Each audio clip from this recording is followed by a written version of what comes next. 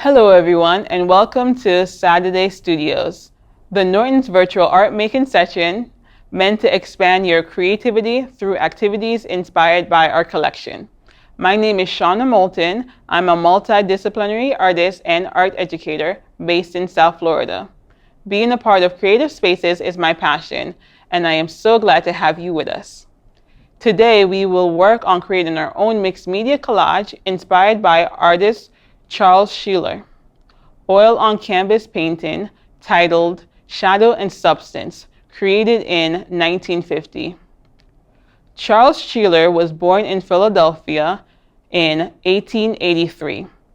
He was an American artist best known for his precisionist painting and photographs of modern industry and architecture. His work focuses on modern landscapes and represents the cultural changes that were happening in the United States through the first half of the 20th century.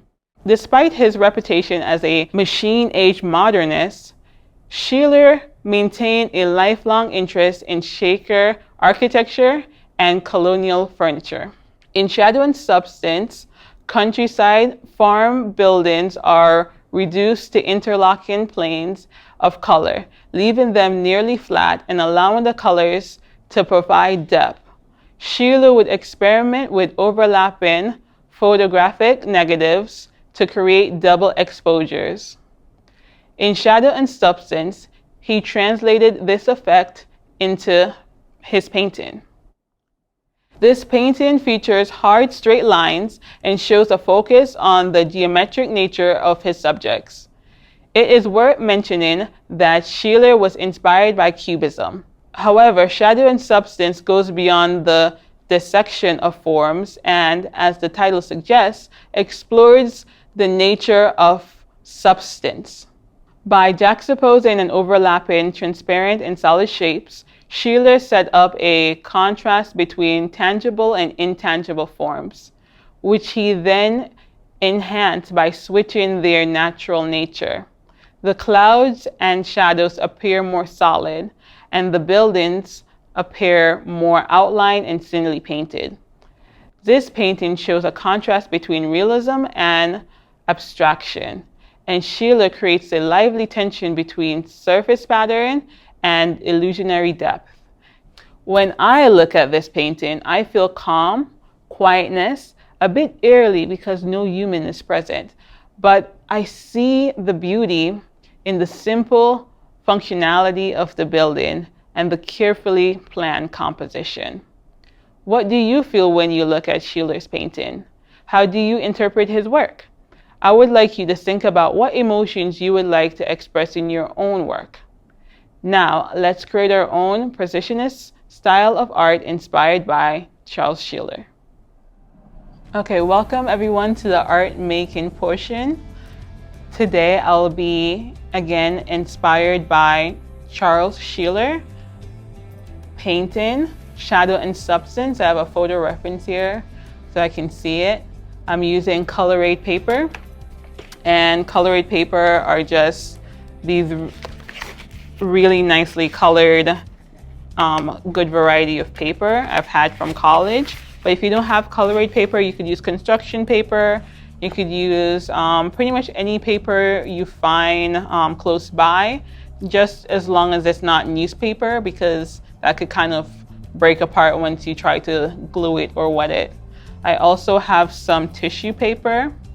I'm using a scissors and an exacto, some pencils for sketching, some paintbrush, and some watercolor paints, because again, this is going to be a mixed media collage. So I'm going to be using all of these different elements. For my creation, I'm going to recreate the Norton building. So you can think of whatever building you would like to recreate in Charles Sheeler style. I'm going to start off by using a ruler to kind of create a border around my paper. This is just because the papers I'm using are really small, and so I don't want to create a large drawing and not have the right size paper. So I'm going to create a border. I'm going to create an inch border And that's just by using a ruler and marking it all the way around. And I'm just showing you how I get started.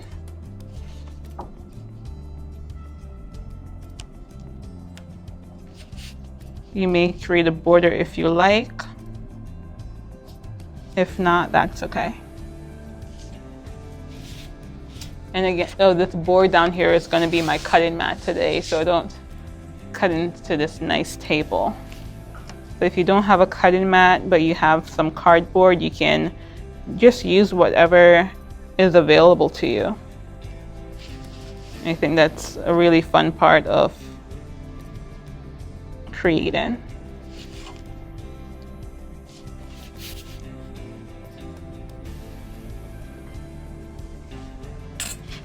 So I just created some guidelines for my 1-inch border, and now I'm gonna go back on top of it to have the final line.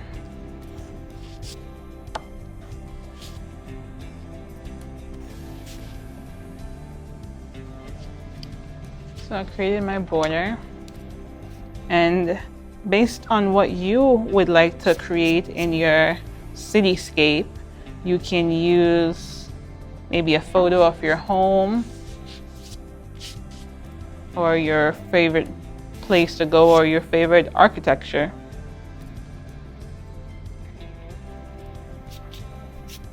This is how I created my border. When I was creating the Norton, this is a more outline of what I'm going to be doing. And I looked at a photo and I abstracted it by, again, thinking about what Sheeler did in his work, how he kind of more or less saw two images when he was painting. So right now, I'm still working on adding some more lines and some more shapes towards my drawing. But again, this is just going to be the base because we're going to be using the paper and the paint to cover over it. This is just an outline. Seeing that Sheeler is really precise, I used a ruler for the whole thing. You could sketch it if you like, or maybe do thumbnails of the building you'll be recreating. That's always a good idea. So I'm gonna go from here and see what else I want to add.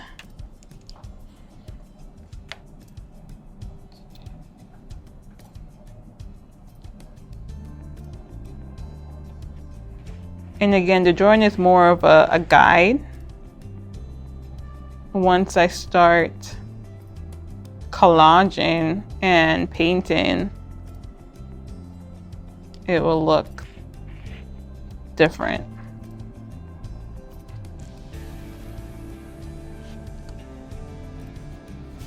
If you take a close look at shadow and substance, you'll see clouds in the background, and again they're really bold and more pronounced.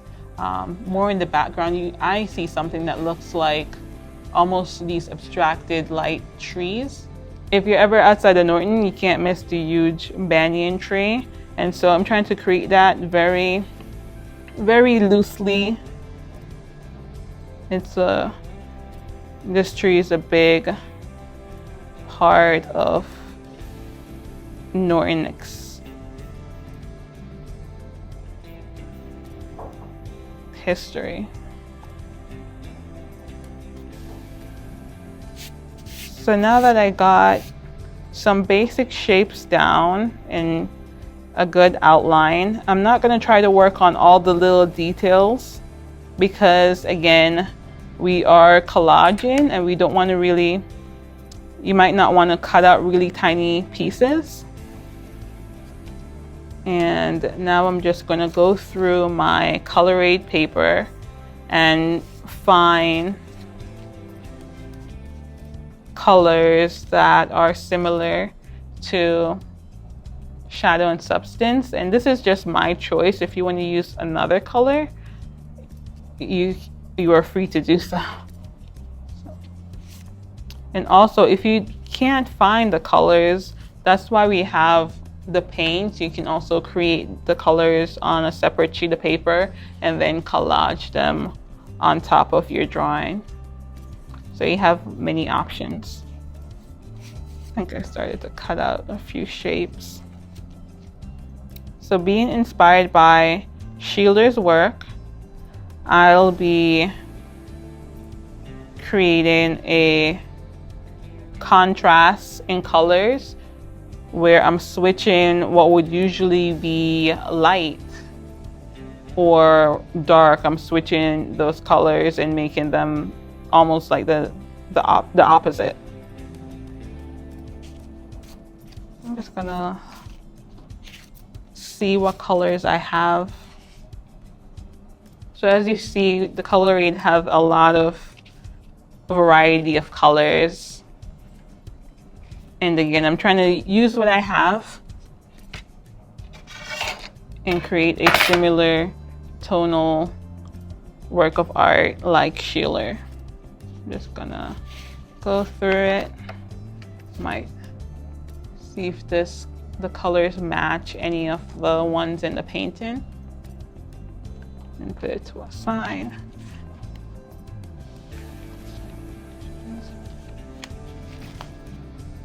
Okay, I went through that stack. I didn't see anything that is similar. And again, if you don't have paper to choose from, if I don't find my color, I will paint my color, the desired color I want to continue my collage. The colors in Sheeler's work they're not very vibrant, they're pretty muted. So I'm trying to keep that same feel.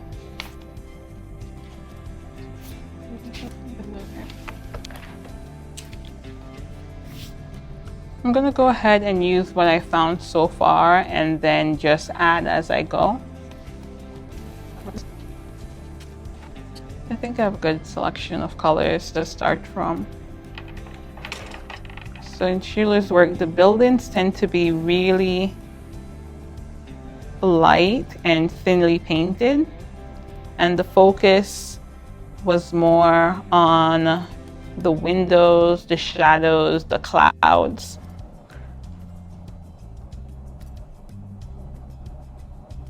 So I'm just gonna work from light to dark.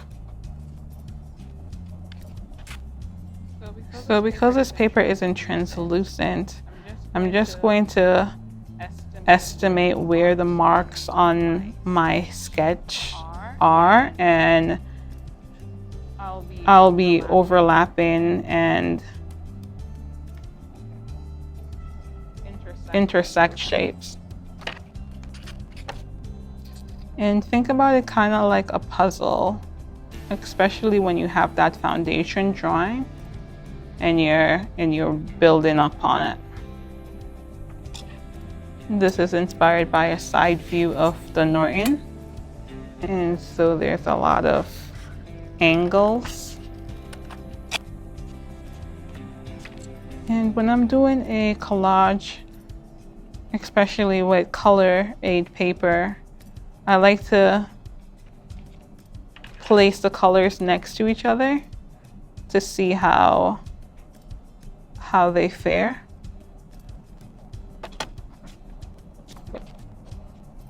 If you don't have a light box at home, a trick I learned to kind of line up the sheet of paper you're trying to cut to make sure it fits the shape you drew, I kind of line it up next to a line and I mark it. I mark the bottom of it, and I try to mark as much information as I can. So I'll mark the side. And these are just guides to tell me where to cut.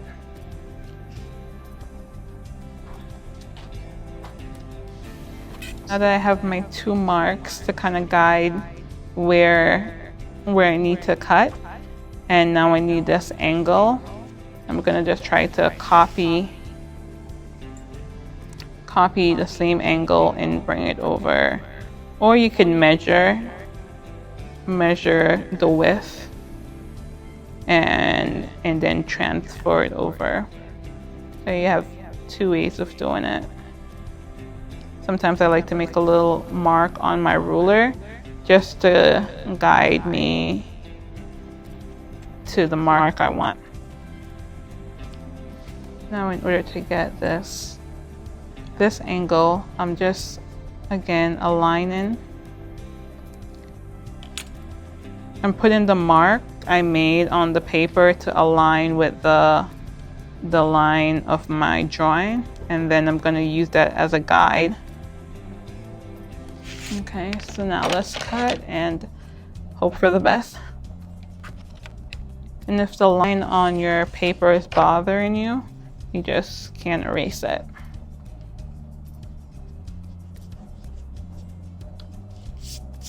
When it comes to certain angles, we can't flip the paper and draw it, because once we cut it, we'll be getting the opposite shape. Whoops, I'm gonna be really careful you don't bend your paper. So I'm just slowly building my collage. I'm thinking about putting shapes and colors next to each other and grow it from there instead of working all over. If I end up switching a piece later, that's fine, but this is my starting point.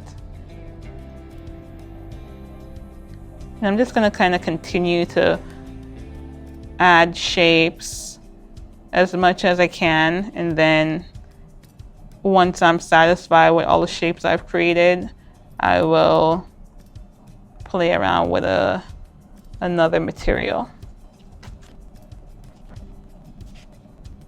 So again, getting these angles could be tricky. So what I'm doing right now with this sheet of Collage, I would like to get this triangle shape right here, and it's a very odd, in an odd position. So I'm just turning the Collage to kind of meet that shape, and then I'm going to create the same line and guide by making a mark next to where the line ends, or moving down.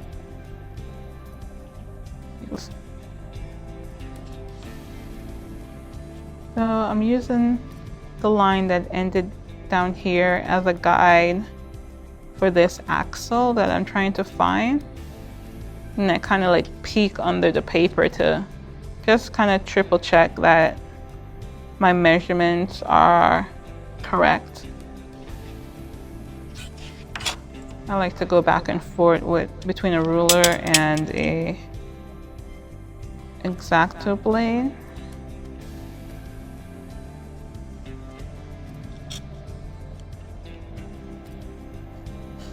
I always make sure my finger is not in the way of the blade, and I slowly push down. Now let's see.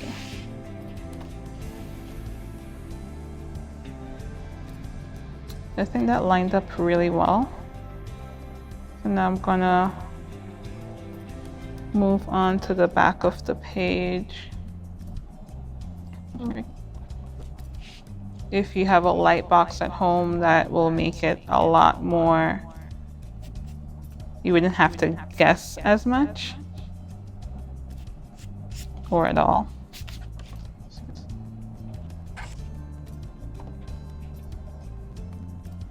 So I'm trying to be really precise here, and it just means just triple checking your angles to make sure that they align. So I'm taking my time and I'm adding in my shapes one by one, and I'm trying to be as precise as I can be. And it's taken time, which is okay. Sometimes collage can take hours, days, weeks, months. It depends on how detailed you would like to make your creation. And remember, this is my first layer, so I'm still going to be working on this piece for a little bit longer. Added in detail.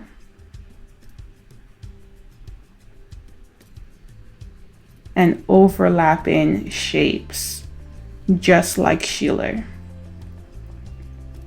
A fun fact about collage, it became popular with Cubist artists like Picasso, Baroque, and remember, Sheeler is inspired by both artists. So I thought it was a really fun way to kind of bring everything full circle by creating Sheeler's work using collage and putting shapes and layering shapes together.